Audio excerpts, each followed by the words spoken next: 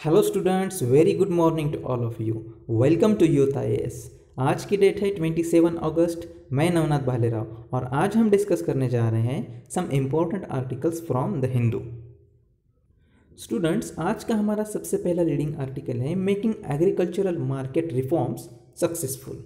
Students, आप इस article को मेंस के GS3 में इकोनॉमिक डेवलपमेंट में एग्रीकल्चरल इस टॉपिक के साथ रिलेट कर सकते हैं।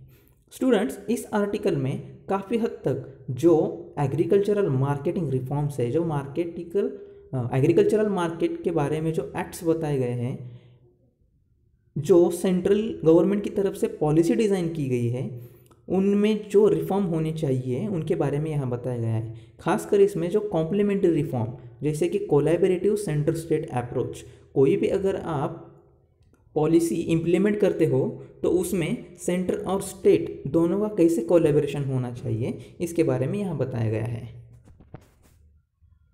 ऑथर यहाँ पर सबसे पहले एक एक्ट के बारे में बताते हैं जो कि है essential commodity act. Students, essential commodity act में कुछ रिस्ट्रिक्शन इम्पोज किए गए थे, उन्हें अभी गवर्नमेंट ने काफ़ी हद तक रिमूव किया गया है, जिसकी वजह से जो भी प्राइवेट इन्वेस्टर्स है एग्रीकल्चरल सेक्टर में, उन्हें काफ़ी मात्रा तक हेल्प मिली है इन्वेस्ट करने के लिए। जैसे कि कुछ फार्मर्स है वह cereals, pulses, oilseeds, onion and potatoes की खेती करते हैं। यह लोग अब ज़्यादा से ज़्यादा इन रिस्ट्रिक्शंस को साइड में रखकर इन्वेस्टमेंट कर सकते हैं। राइटर के हिसाब से और दो तरह के ordinance, new ordinance, interstate trade और कॉन्ट्रैक्ट फार्मिंग, इन दोनों के बारे में एक्सपेक्ट करते हैं। लेकिन अगर इस तरह की पॉलिसी को हमें इम्प्लीमेंट करना है, वो भी in effective way and successful way, तो कुछ बिहेवियरल इकोनॉमिस्ट का अप्रोच है वह इसमें कुछ प्रॉब्लम बताते हैं। सबसे पहला प्रॉब्लम है time inconsistency problem. Time inconsistency problem को अगर सिंपल टर्म में कहा जाए तो पॉलिसी क्रेडिटेबिलिटी प्रॉब्लम कहा जा सकता है। इसमें यह देखा जा सकता है कि आप जो पॉलिसी डिज़ाइन कर रहे हो वह पॉलिसी कितने टाइम तक, in different point of time, वह कितने टाइम तक कंसिस्टेंटली एंड इफेक्टिवली इम्प्लीमेंट होती रहती है, उसे क्या रिव्यू मिलता है और वह कितने कंसिस्टेंट वे पर है। अगर इस प्रॉब्लम को प्रेजेंट स्टेटस में देखा जाए, प्रेजेंट कंटेक्स्ट में देखा जाए, तो क्या पता चलता है। यहाँ पर हम देख सकते हैं कि पिछले कुछ ईयर्स में जो पॉलिसी सिग्नल्स है वह ज़्यादा क्लियर हमें दिखाई नहीं देते हैं relating to the agricultural markets. अगर आप जानते हैं तो इन 2016 सेंट्रल गवर्नमेंट ने एक एक्ट पास किया गया था जो कि electronic national agricultural market, that is in short e-NAM. यह ई-नाम का जो एक्ट था यह मोस्टली मार्केट बेस्ड मैकेनिज्म था, जिसमें जो कि फार्मर्स है वह अपनी खेती के जो प्रोडक्ट्स निकले हैं उसकी प्राइस ऑनलाइन सबको विजुअलाइज कर सकते हैं और इस तरह से ऑनलाइन मार्केटिंग कर सकते हैं। यह पॉलिसी सिर्फ 585 मार्केट्स में, जो कि 16 स्टेट्स में और 2 यूनियन टेरिटरीज में, बस इतने ही लिमिटेड एरिया में कवर हो गई थी। लेकिन इस पॉलिसी को मैनी स्टेट्स में रिप्रेजेंट करने के लिए, सक्सेसफुली इम्प्लीमेंट करने के लिए, कुछ स्टेट्स को खुद के एग्रीकल्चरल प्रोड्यूस मार्केट कमिटी जो एक्ट है उनमें कुछ अमेंड करना पड़ा था। जैसे कि वहाँ पर single licence across the state, then the single point levy of the market fee and electronic equation in the all markets. इस तरह के जो भी कुछ प्रॉब्लम आ गए थे, इन प्रॉब्लम के लिए इस ई-नाम को इम्प्लीमेंट करने के लिए स्टेट्स को अपने respective agricultural produce market committee acts में अमेंडमेंट करना पड़ा था। यानी इन शॉर्ट कहा जाए तो ई-नाम, यह जो प्रपोजल था, यह पॉलिसी थी, यह ज़्यादा हद तक सक्सेसफुल नहीं दिखाई दे रही थी।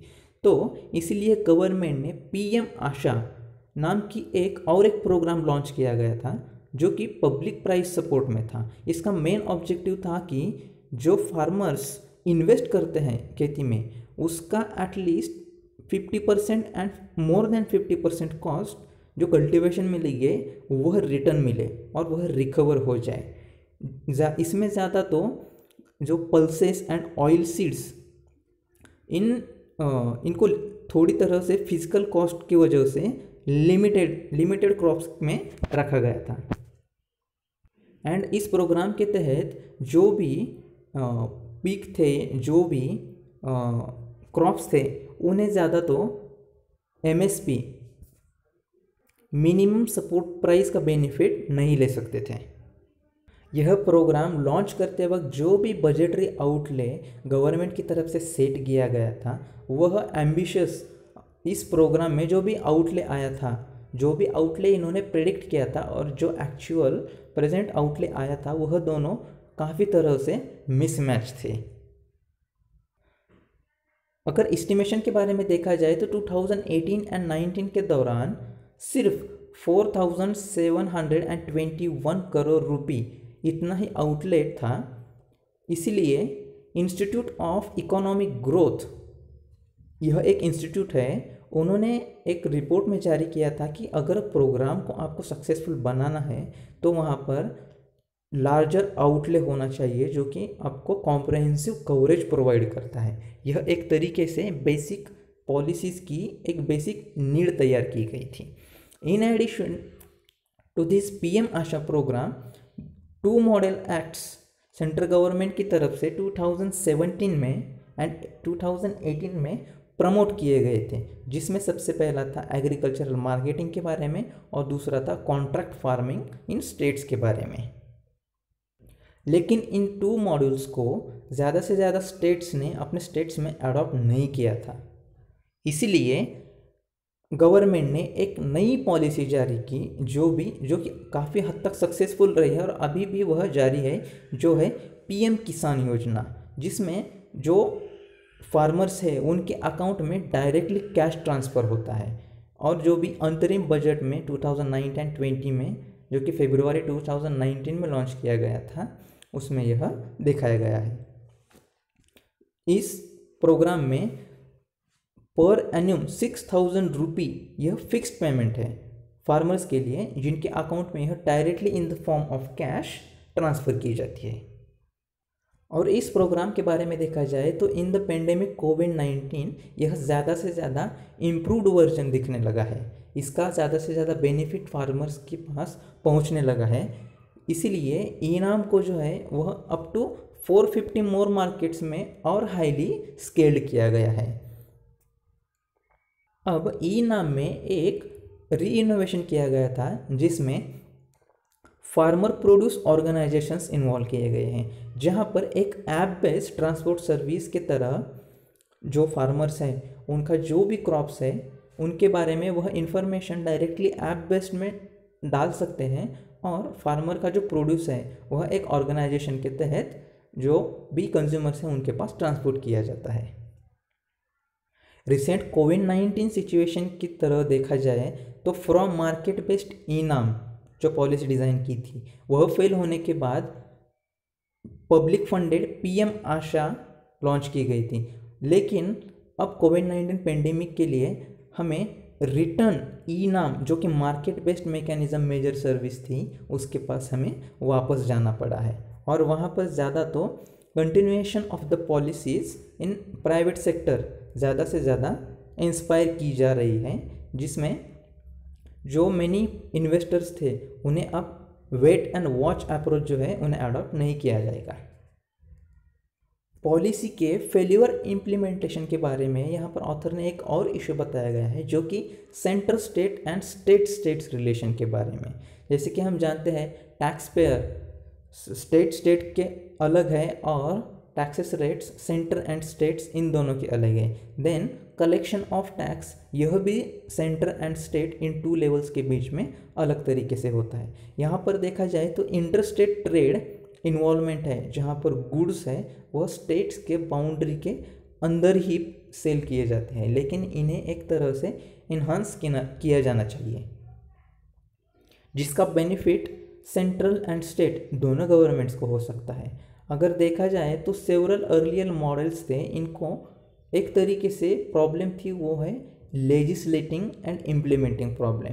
तो सेंट्रल गवर्नमेंट की तरफ से इन्हें लेजिस्लेट किया जाना चाहिए, क्योंकि काफ़ी स्टेट्स में जो central government acts and policy design करती है उन्हें इम्प्लीमेंट करने के लिए एक लेजिस्लेटिव अप्रोच देने के लिए स्टेट्स को काफ़ी हद तक दिक्कत झेलनी पड़ती है, जो कि वहाँ की मेजॉरिटी है, जो कि किसान के बारे में जो भी सभाएं, जो भी समितिस बनाई गई हैं, जो कि कुछ प्राइवेट एनजीओ ऑर्गेनाइजेशन है, उनकी तरफ से काफ़ी हद तक प्रॉब्लम क्रिएट की जाती है। तो सेंट्रल गवर्नमेंट ने एक कोलैबोरेटिव अप्रोच रखना चाहिए स्टेट गवर्नमेंट की तरफ, जिसकी वजह से स्टेट गवर्नमेंट उसे आसानी से लेजिस्लेटिव अप्रोच दे सके। थर्ड इशू ये बताया गया है कि जो मल्टीपल मार्केट फेल्योर मैकेनिज्म जो कि अभी रिजल्टेंट हो चुका है, इसमें इंटरलिंकिंग द रूरल मार्केट्स को काफ़ी ज़्यादा हद तक इंटरलिंक किया गया है, जिसमें failure of credit and insurance market ज़्यादा से ज़्यादा फार्मर्स को लीड करते हैं। इसकी वजह से फार्मर्स को जो कंज्यूमर्स है उन कंज्यूमर्स तक वह नहीं पहुंच पाते, उन्हें एक मिडलमैन का सहारा लेना पड़ता है जिसे हम एजेंट कहते हैं। और इसकी वजह से जो मिनिमम सपोर्ट प्राइस है उसके बाहर भी कुछ क्रॉप्स जाते रहे हैं, इसकी वजह से फार्मर्स को काफ़ी हद तक दिक्कतें झेलनी पड़ती है। अगर वाइड स्प्रेड रिप्रेजेंटेशन देखा जाए तो लैंड लीजिंग के बारे में भी बहुत ज़्यादा हद तक फार्मर्स को प्रॉब्लम फेस करना पड़ता है। इसीलिए जो आउटपुट मार्केट है वहाँ पर काफ़ी हद तक रिफॉर्म की ज़रूरत है, जहाँ पर sufficient and supplemented and complemented liberalisation of lease market होना चाहिए और better access credit and insurance market के लिए होना चाहिए। इसीलिए ऑथर यहाँ पर सजेस्ट करते हैं कि consistency in policy, collaborative approach and complementary reform जो कि नेसेसरी है for the agricultural market reform for successive the policies of agricultural markets. हमारा नेक्स्ट आर्टिकल काफ़ी इम्पोर्टेंट है, जो कि हेडेड करता है the uncharted territory of outer space. Students, आप इस आर्टिकल को GS3 के साइंस एंड टेक्नोलॉजी मेंस के पार्ट को और GS4 के इथिक्स में गवर्नेंस इस पार्ट के साथ रिलेट कर सकते हैं। स्टूडेंट्स, जैसे कि हम जानते हैं इंडिया की तरफ से काफ़ी स्पेस मिशंस ऑर्गेनाइज की है, जिसमें मून मिशंस है, जिसमें मंगलयान मिशन है, चंद्रयान मिशन है। और यहाँ पर ऑथर कहना चाहते हैं कि अभी जो रशिया का स्पुतनिक एंड US का अपोलो 11 ये जो मेटाफॉर्स मिशन है जो कि जियोपॉलिटिकल कंपटीशन देखते हैं, यानी जैसे कि हम सब जानते हैं कि रशिया एंड US इन दो यानी अमेरिका, इन दोनों कंट्रीज़ के बीच में जो कोल्ड वॉर चलता आया था, यह हम अभी भी देख सकते हैं, जो कि स्पेस इस एंटिटी में दिखाई देता है। अगर इस बारे में देखा जाए तो कोविड-19 पेंडेमिक के दौरान में भी कुछ अटेंशन ना रखते हुए कुछ मिशंस कंट्रीज़ के तहत जारी किए गए हैं, जिसमें से सबसे पहला देखा जाए तो launch of mission to Mars by China and the US along with the UAE United Arab Emirates का जो मार्स ऑर्बिटर मिशन है, जिसमें फर्स्ट एस्ट्रोनॉट ट्रिप जो कि कमर्शियल एंटरप्राइज ऑर्बिट है अर्थ का, वहाँ पर SpaceX इस नाम के कंपनी के तहत की जा रही है। And the competition of the Chinese Beidou satellite navigation system है, जैसे कि हम देख सकते हैं कि US का स्पेस कमांड स्टेटमेंट, उसमें non destructive test of the space based anti satellite weapon, जो भी न्यूली एक्टिविटी हम स्पेस एफर्ट्स में दिखाई देते हैं। लेकिन ऑथर ने यहाँ पर कुछ गवर्नेंस के बारे में बात बताई है। जैसे कि हम सब जानते हैं किसी भी पॉलिसी को अगर हमें इम्प्लीमेंट करना हो तो कुछ तरह की गवर्नेंस कैपेबिलिटी ज़रूरी है। इस तरह से स्पेस यह एक एंटिटी है जहाँ पर हमें गवर्नेंस की सख्त ज़रूरत है, जो कि not country wise governance, it should be the global governance. अगर यहाँ पर देखा जाए तो जो प्राइस टैग्स है इन मिशंस का around the low earth orbit में देखा जाए तो नासा का जो स्पेस शटल कॉस्ट है वह अबाउट $54,500 पर किलोग्राम, एंड SpaceX का जो फाल्कन 9 एडवर्टाइज है उसका कॉस्ट है $2,720। यह काफ़ी हद तक कम हो चुका है। अगर और देखा जाए तो अगले कुछ डिकेड्स में it could be less than $100 per kg, because not only enhancing human space travel possibilities but it becomes the user in the application। यहाँ पर ज़्यादा से ज़्यादा साइंस फिक्शन की वजह से इन प्राइस टैग के लेवल में काफ़ी हद तक हमें लो लेवलिटी दिखाई देगी। According to the Bank of America report के बारे में देखा जाए तो $350 बिलियन स्पेस मार्केट है, जो कि टुडेज वैल्यू है it must be the $2.7 trillion by 2050। यह एक प्रिडिक्शन किया गया है। अगर स्पेस एक्स प्रोग्राम के बारे में देखा जाए तो वहाँ पर ग्लोबल एक्सेस इंटरनेट का more than 10,000 mass production small satellite in the lower earth mission, यह उनका टारगेट है।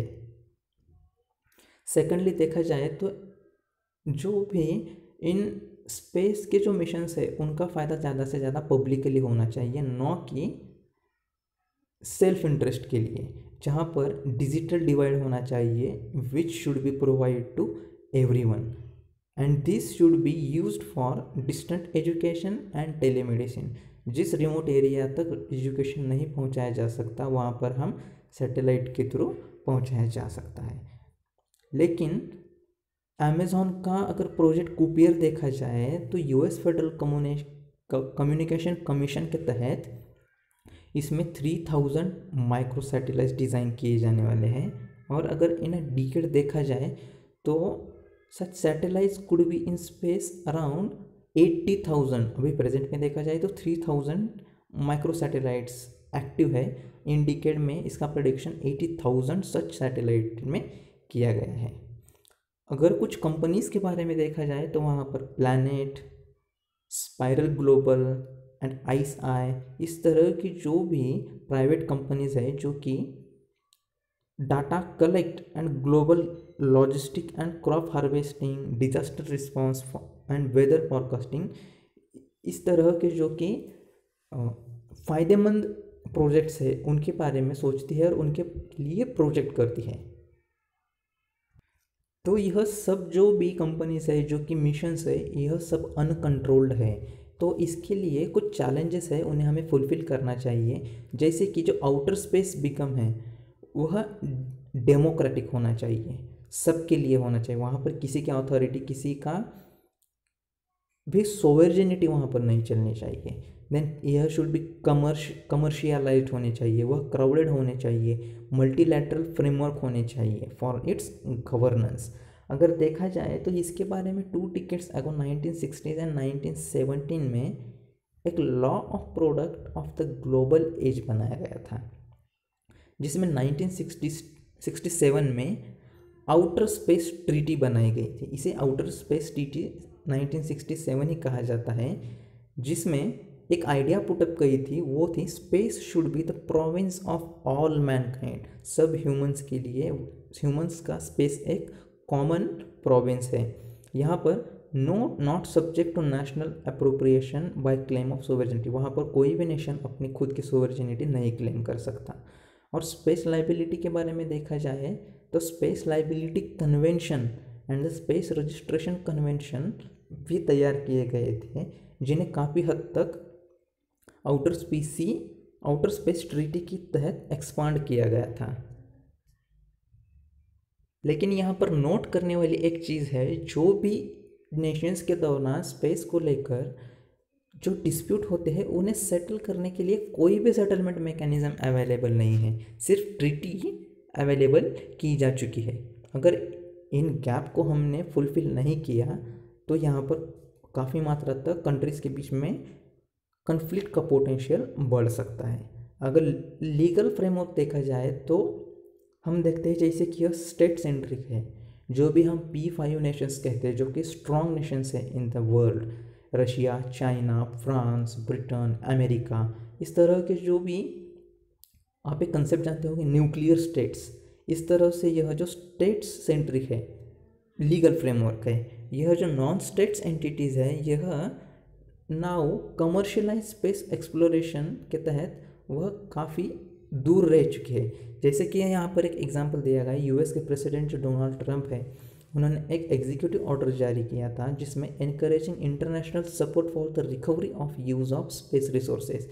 अप्रैल 2020 में जो रिकवरी है स्पेस के रिसोर्सेज की, उसके लिए इंटरनेशनल सपोर्ट के बारे में एक एग्जीक्यूटिव ऑर्डर जारी किया गया था, जिसमें एक एस्टेरॉयड है जिसका नाम 16 फाइचे यह दिखा गया। वहाँ पर heavy metals in worth $10,000 quadrillion, इतना मेटल उस एस्टेरॉयड में एज अ रिसोर्स पाया जाता है।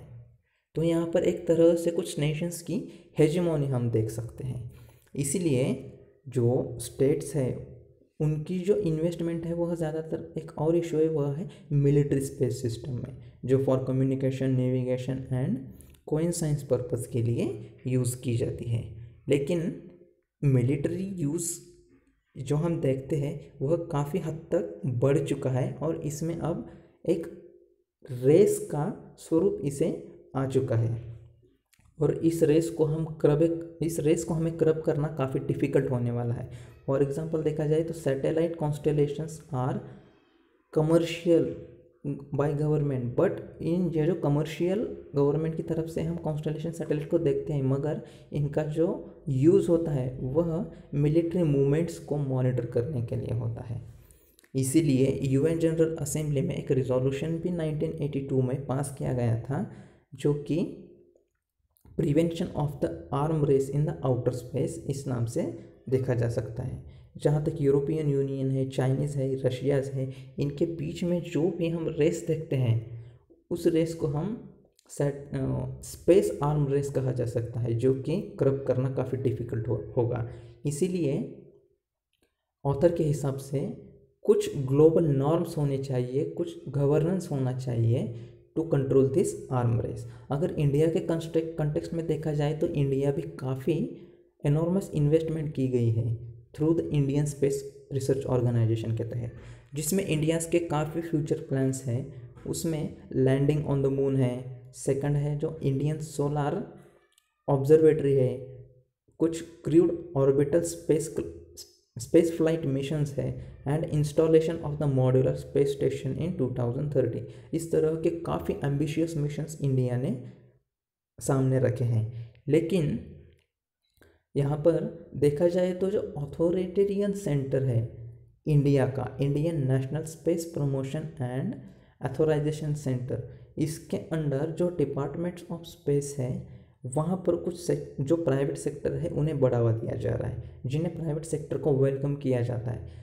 जैसे कि पिछले 2 साल में अगर देखा जाए in Maharashtra, in the city of Nagpur, वहाँ पर एक एविएशन फैक्ट्री प्राइवेट मेंबर को इंस्टॉल करने के लिए दी गई थी, जो कि एक वेलकम एफर्ट है। इसीलिए यहाँ पर कहा जाता है कि अगर टेक्निकल माइलस्टोन जो है वह है global governance, we need a space legislation, जिसमें हम technical, legal, commercial, diplomatic and defence goals को एक सर्कल और एक बाउंड्री के तहत मैनेज कर सकते हैं, जिसमें हमें विजन रहना चाहिए कि we should address the global governance, regulatory arms and जिस regulatory for the control of arm race issue in the context of space. Students, इस तरह से हमने आज के कुछ इम्पोर्टेंट आर्टिकल्स को डीपली एनालाइज किया है। Thank you very much.